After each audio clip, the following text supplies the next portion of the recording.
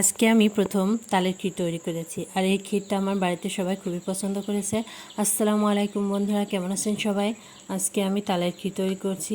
এজন্য প্রথমে কড়াইয়ে আমি 1 বাটি তালের পাল্প দিয়ে দিলাম। এবার এর ভিতরে আমি 1 গ্লাস দুধ দিয়ে দিলাম। এখানে আমি গুঁড়া দুধটা পানিতে গুলে দিয়ে দিয়েছি। আপনারা চাইলে কিন্তু গরুর দুধটাও দিতে পারেন। আমার বাড়িতে গরুর দুধ ছিল না, সে কারণে আমি গুঁড়া দুধ দিয়েছি। এবার আমি নারকেল দিয়ে দিলাম।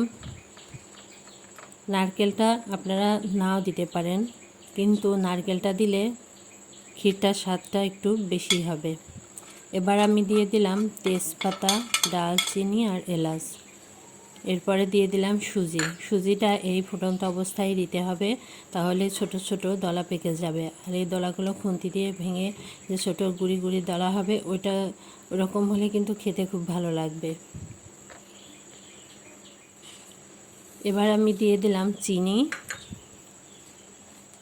এরপরে আমি দিয়ে দিলাম পেস্তা, কাজু বাদাম আর কাঠবাদাম।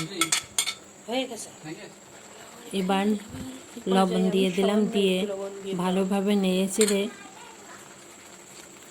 ঘন করে নিতে হবে ক্ষীরটা। খেয়াল রাখতে হবে একেবারে মিডিয়াম টু লো আছে যেন জালটা হয়।